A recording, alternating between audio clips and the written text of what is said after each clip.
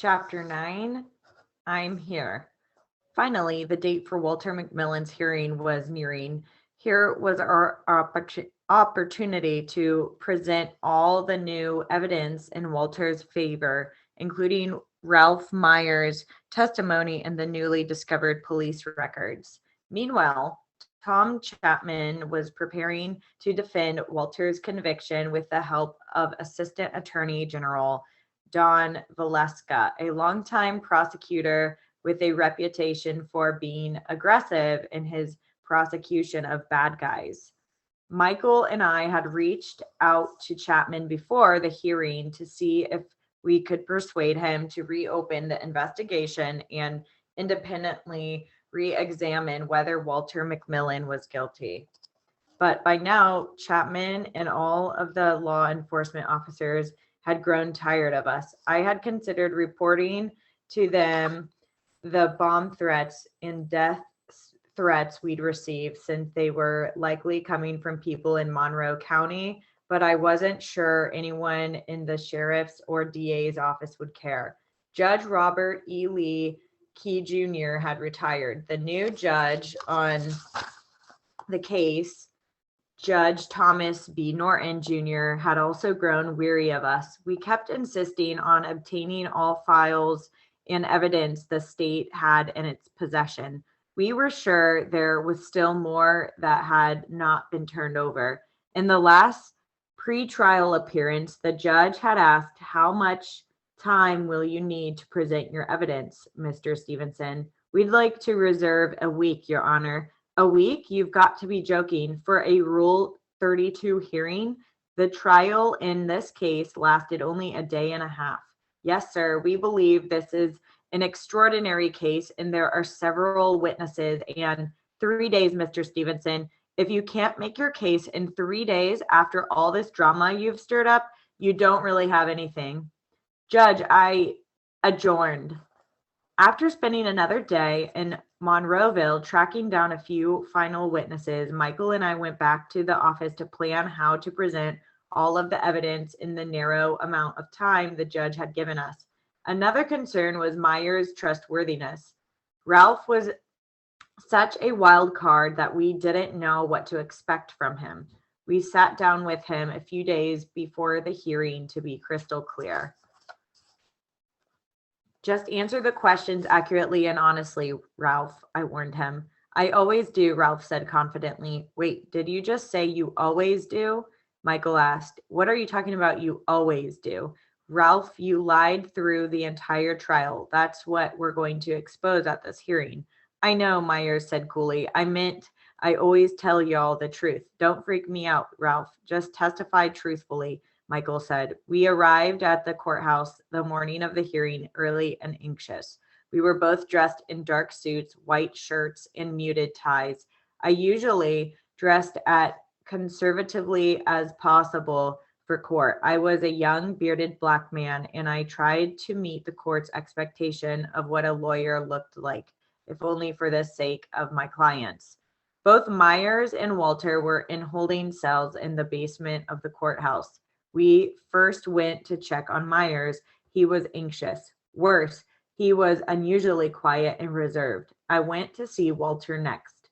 Being back at the courthouse where he'd been convicted 4 years earlier had shaken him, but he forced himself to smile when I walked in.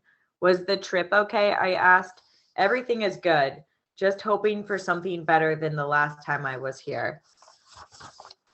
I nodded sympathetically and reviewed with him what I thought would unfold over the next few days.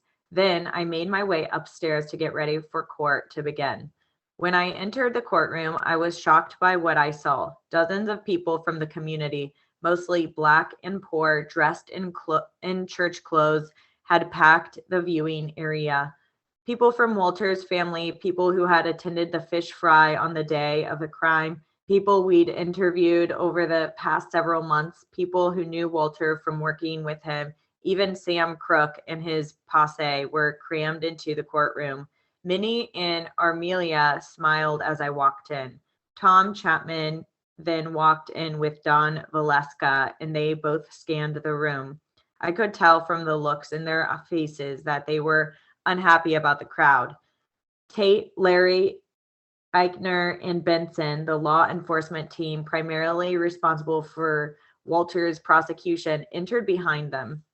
The parents of Rhonda Morrison were seated at the front of the court. It took a few seconds for the Black community members to settle into silence, which seemed to annoy Judge Norton, a balding white man in his 50s. But I was energized by their presence and happy for Walter that so many people had come to support him. Gentlemen, are we ready to proceed? Judge Norton asked. We are, Your Honor, I replied, but we all intend to call several of the law enforcement officers present in the courtroom, and I would like to invoke the rule of sequestration. In criminal cases, witnesses who will be testifying are required to sit outside the courtroom so they can't alter their testimony based on what other witnesses say. Since officers were testifying, it seemed obvious that they should have to sit outside. Valeska was on his feet immediately. No, Judge, that's not going to happen. These are the investigators who figured out this heinous crime, and we need them in court to present our case. I stayed on my feet. The state doesn't bear the burden of presenting a case in these proceedings, Your Honor. We do. This isn't a criminal trial, but a post-conviction evidentiary hearing. Judge, they're the ones that are trying to retry this case, and we need our people inside, Valeska countered. The judge jumped in with, well, it doesn't sound like you're trying to retry the case, Mr. Stevenson, so I'm going to allow the state to keep the crime investigators in the courtroom. This was not a good start, but there was nothing we could do. I decided to proceed with an opening statement before calling Myers as our first witness. I wanted the judge to understand that we weren't just defending Mr. McMillan from a different angle than his old lawyers.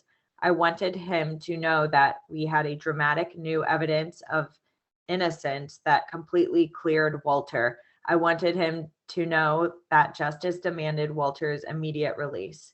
Your Honor, the state's case against Walter McMillan turned entirely on the testimony of Ralph Myers, who had several prior felony convictions and another capital murder case pending against him in Escambia County at the time of Mr. McMillan's trial. At trial, Mr. McMillan asserted that he is innocent and that he did not know Mr. Myers at the time of this crime. He has maintained his innocence throughout these proceedings.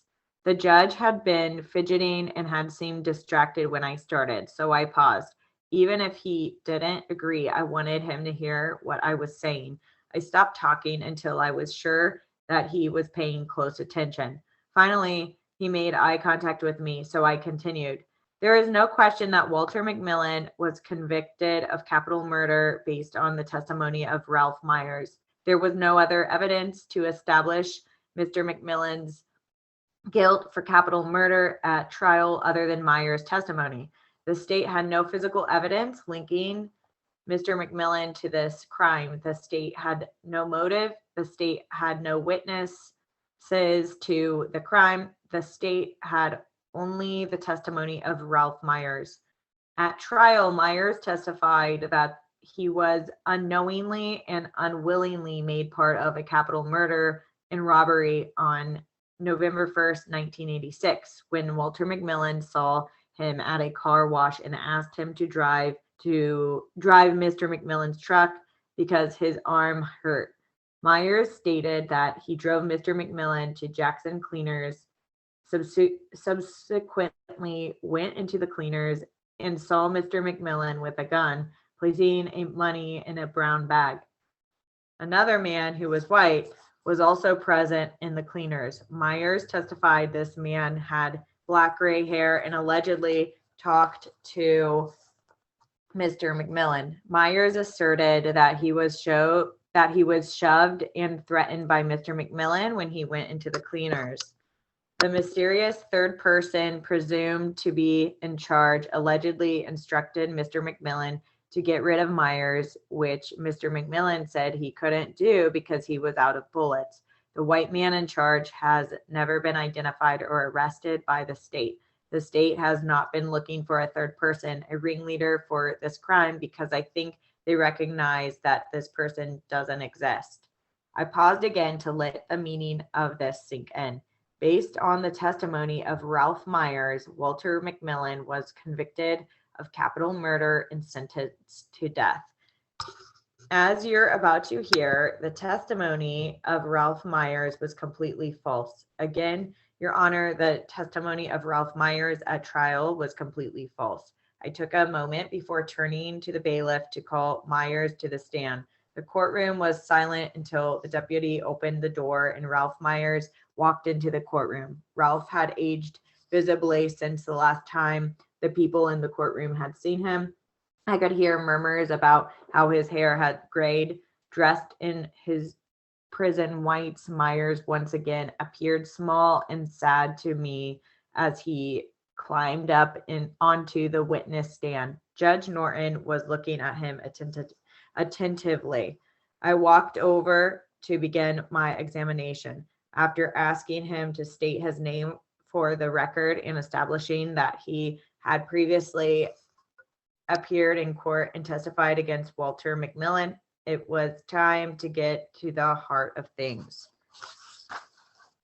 I came closer to the witness stand. Mr. Myers, was the testimony that you gave at Mr. McMillan's trial true? I was hoping that the judge couldn't see. I was holding my breath, waiting for Ralph to answer. Ralph looked at me coolly, but then he spoke very clearly and confidently. Not at all. There was more murmuring in the courtroom now, but the crowd quickly quieted to hear more. Not at all, I repeated before continuing.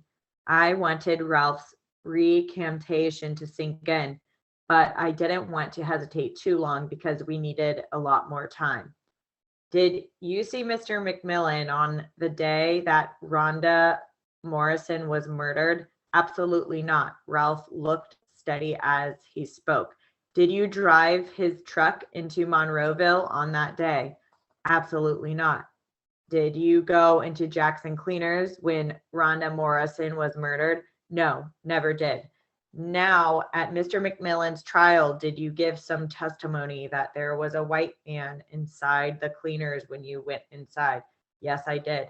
What was that testimony, please? As I can recall, the testimony was that I had overheard Walter McMillan saying something to this guy, and I also I recalled saying that I had seen the back part of his head, but that's just about all I can recall on that. Was that testimony true, Mr. Myers? No, it wasn't. Now the judge leaned in to listen with rapt attention. Were any of the allegations you made against Walter McMillan as being involved in the Rhonda Morrison murder true? Ralph paused and looked around the courtroom before he answered. For the first time, there was emotion in his voice, regret or remorse. No. It seemed that everyone in the courtroom had been holding their breath, but now there was an audible buzz from many of Walter's supporters. I had a copy of the trial transcript and took Ralph through every sentence of his testimony against Walter. Statement by statement, he acknowledged that his previous testimony was entirely false. Myers would frequently turn his head to look Judge Norton directly in the eye as he spoke. Even during the lengthy cross-examination by Chapman, he remained firm. After relentless questioning about why he was changing his testimony and Chapman's suggestion that someone was putting him up to this, Ralph became indignant. He looked at the prosecutor and said, "Me, I can simply look in your face and anybody else's face dead eye to eyeball and tell you that anything that was told about McMillan was a lie. As far as I know, McMillan didn't have anything to do with this because on the day they say this happened, I didn't even see McMillan. And that's exactly what I told lots of people.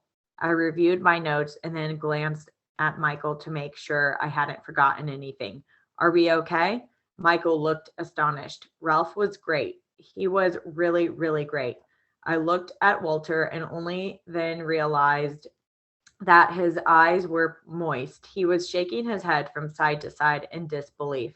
I put my hand on his shoulder before announcing to the court that Myers could be excused. We had no further questions. Myers stood up to leave the courtroom. As the deputies led him to the side door, he looked apologetically at Walter before being escorted out.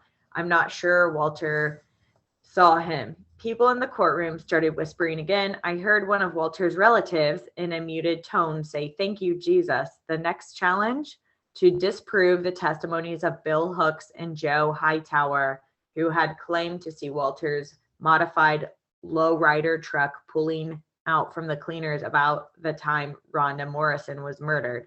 I called Clay Cast to the stand. The white mechanic testified that Mr. McMillan's truck was not a lowrider in November 1986 when Rhonda Morrison was murdered.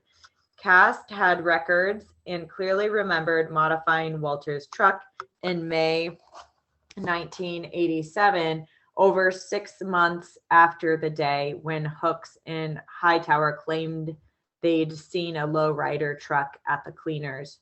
We finished the day with Woodrow Eichner, a Monroeville police officer who testified that he was the first to arrive at the crime scene on the day of the murder.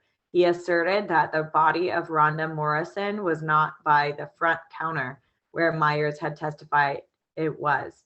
More significantly, Eichner testified that he'd been asked by Pearson, the trial prosecutor, to testify that Morrison's body had been dragged through the store from the front counter to the spot where it was found. Eichner knew that such testimony would be false and had told the prosecutors that he refused to lie. He was soon after discharged from the police department. At this, the judge seemed visibly affected by the proceedings. I believed the concerned look on his face revealed confusion about what he was going to do in light of this evidence, and I considered the judge's newfound confusion and concern to be real progress. This was the first evidence that suggested that people in law enforcement had been so set on convicting Walter that they were ignoring, even hiding evidence that showed his innocence.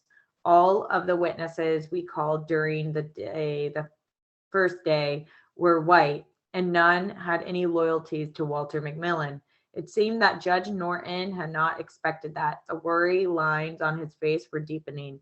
Maybe we were making some progress with him. When Woodrow Eichner's testimony ended, it was already deep into the afternoon. The judge looked at the clock and called it a day. I wanted to keep going, to continue until midnight if necessary, but I realized that this wasn't going to happen. I walked over to Walter. "We have to stop now?" he asked worriedly. "Yes, but we'll just pick up and keep going tomorrow morning." I smiled at him, and I was pleased when he smiled back.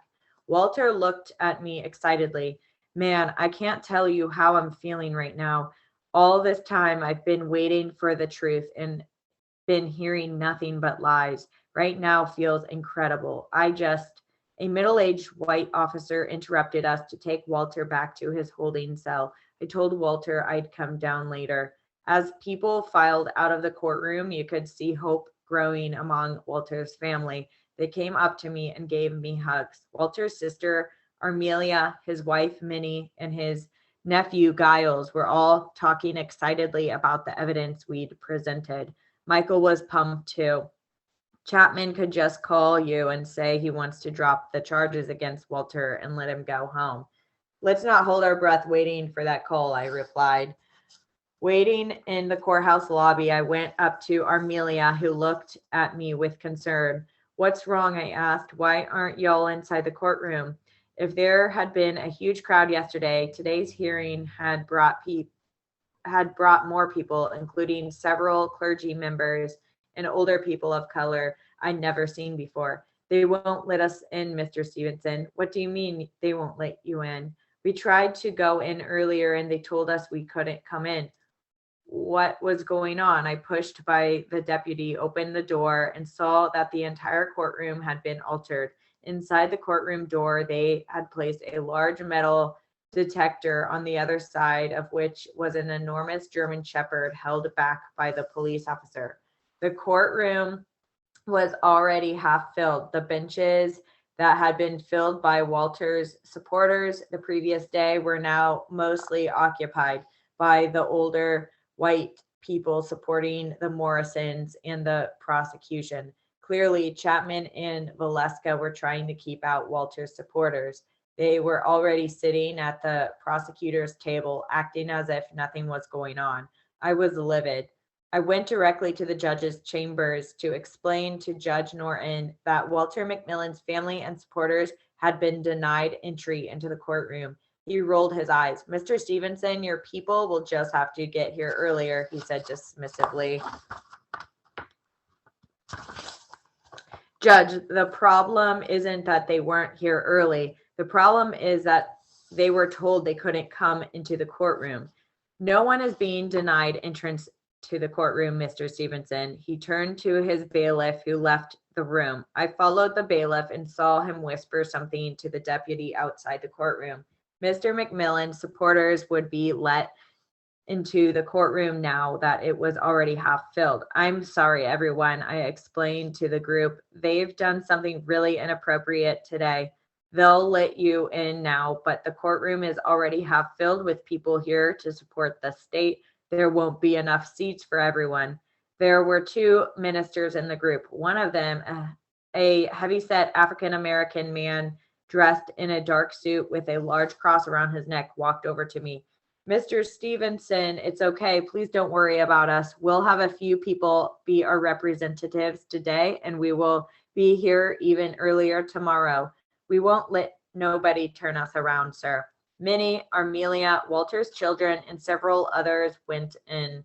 When the ministers called out, Mrs. Williams, everyone seemed to smile. Miss Williams, an older Black woman, stood up and prepared herself to enter the courtroom. She precisely adjusted the placement of her small hat and delicately wrapped a long blue scarf around her neck. I was thrilled to see all of Mr. McMillan's supporters, but realized that I needed to go inside myself. I hadn't spent the morning preparing for witnesses as I had intended, but had instead been drawn into this foolish mistreatment of Walter McMillan's supporters. I was standing at counsel's table when out of the corner of my eye, I saw that Mrs. Williams had made it into the courtroom door. She wasn't a large woman, but there was something commanding about her presence. I couldn't help but watch her as she moved toward the metal detector. She walked more slowly than everyone else, but she held her head high with an undeniable grace and dignity. She reminded me of older women I'd been around all my life, women whose lives were hard, but who remained kind and dedicated themselves to building and sustaining their communities. Miss Williams glanced at the available rows to see where she would sit and then turned to walk through the metal detector. And that's when she saw the dog. I watched all her composure fall away, replaced by a look of absolute fear. Her shoulders dropped, her body sagged, and she seemed paralyzed. For over a minute, she stood there frozen, and then her body began to tremble and then shake noticeably. I heard her groan. Tears were running down her face, and she began to shake her head sadly. Then she turned around and hurried out of the courtroom. I was trying to shake off the dark feeling that the morning's events had conjured when the officers brought Walter into the courtroom. They allowed him to be in the courtroom without handcuffs, but had insisted on keeping his ankles shackled. Despite the state's early morning maneuvers and the bad omen of the dog and Mrs. Williams, we had another good day in court. State mental health workers who had treated Myers confirmed his testimony from the day before. Dr. Omar Mahabit explained that Myers had told him then that the police had framed him to accept the penalty for the murder case that he is accused of or to testify that the man did. Mohabit reported that Myers also told him, they told me to say what they wanted me to say. Evidence from 3 other doctors further confirmed this testimony, including Dr. Bernard Bryant, who testified that Myers told